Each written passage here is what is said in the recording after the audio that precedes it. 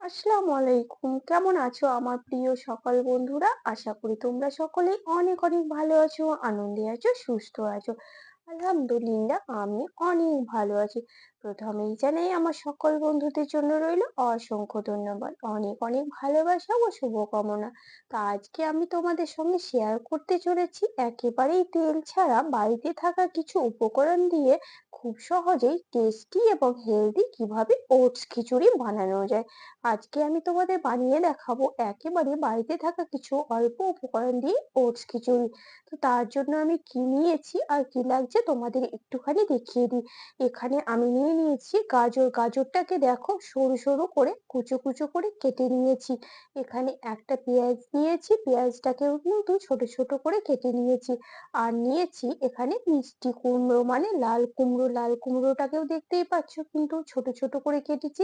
এখানে নিয়েছি একটা আলু, মোটা সাইজের একটা আলু। আর এখানে আছে একটা টমেটো কুচি।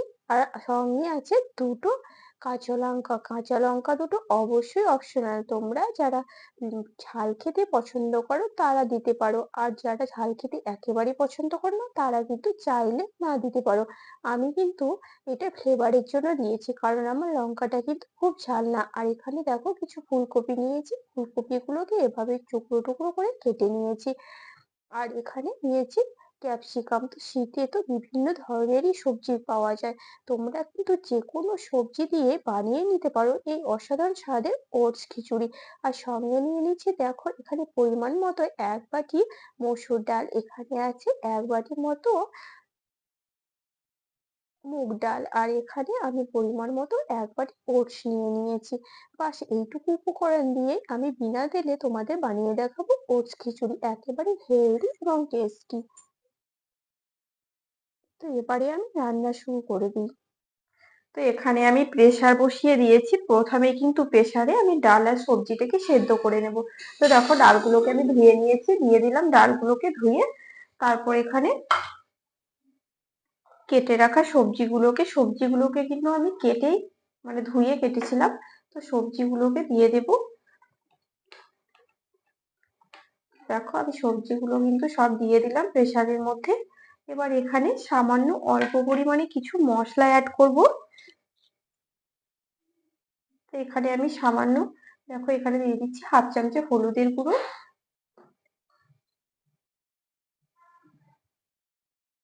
আর এখানে আমি দিয়ে দিচ্ছি 1/2 চামচ ধনে জিরে গুঁড়ো, ধনে গুঁড়ো। আর দিয়ে দিচ্ছি 1/2 চামচ জিরে গুঁড়ো। আর এখানে দিয়ে দিচ্ছি দেখো 1 চামচ মতো, মানে এটা 1/2 চামচাই বলতে পারো, আদা রসুনের পেস্ট। তো সব উপকরণ কিন্তু আমি দিয়ে দিলাম। তারপর আমি এখানে দিয়ে দেব জল। তো জলটা দিয়ে দিলাম।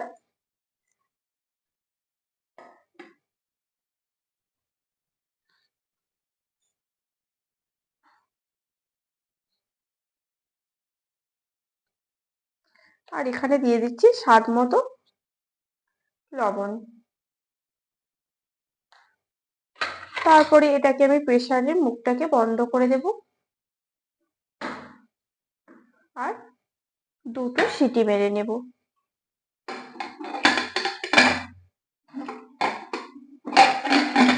এখানে আমি প্রেসারের মুখটাকে বন্ধ করে দিলাম। তো এখানে আমি দুটো সিটি দিয়ে দিলাম। এখানে একটা সিটি পড়লো আর একটা সিটি দিয়ে দিব। তারপর কিন্তু এটাকে আমি কড়াইয়ের মধ্যে ঢেলে নেব।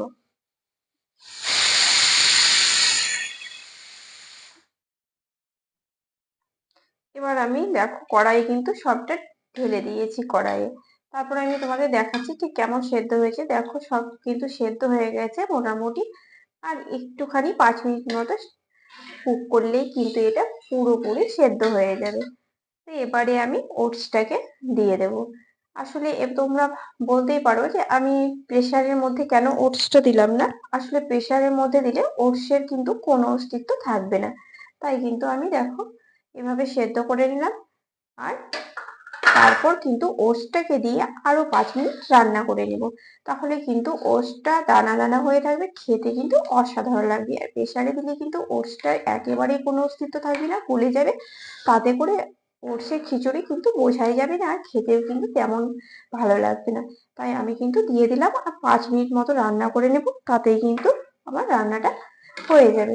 তো দেখো এখন আমি রান্না করব, হালকা হালকা অল্প করে নেড়ে দেবো একবার করে।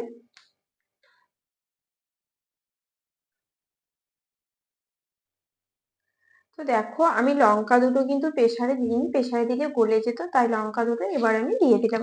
আর উপর থেকে একটুখানি গরম মশলা ছড়িয়ে দিচ্ছি, তাতে করে ভীষণ সুন্দর কিন্তু সেন্ট ছড়াবে আর খেতেও কিন্তু মাশাআল্লাহ অনেক ভালো লাগবে।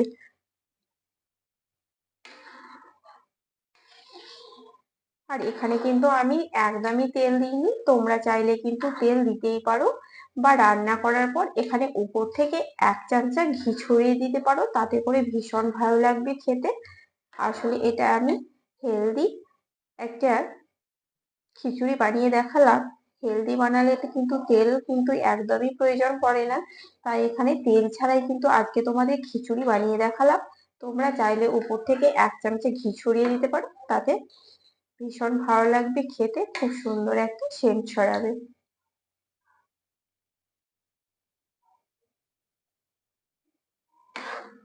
এটা কিন্তু অল্প অল্প করে নেড়ে দিতে হবে মাঝে মাঝে, নইলে কিন্তু তলায় ওটসটা লেগে যাবে। তো এভাবে কিন্তু নেড়ে দিবে। এটাকে আরো বেশি টেস্ট বাড়ানোর জন্য আমি দিয়ে দিচ্ছি সবশেষে 1 চামচা চিনি, তাতে করে খুব সুন্দর একটা টেস্ট আসবে। আর দেখো মাশাআল্লাহ কি সুন্দর হয়েছে, সবজিগুলো কিন্তু খুব সুন্দর আছে গোটা গোটা হয়ে, আর ওটসটাও। আর এখানে রান্না কিন্তু কমপ্লিট হয়ে গেছে, তাই সবশেষে দিয়ে দিচ্ছি একটুখানি ধনেপাতা কুচি, তাতে করে খুব সুন্দর একটা ফ্লেভার আসবে আর খেতে কিন্তু ভীষণ ভালো লাগবে।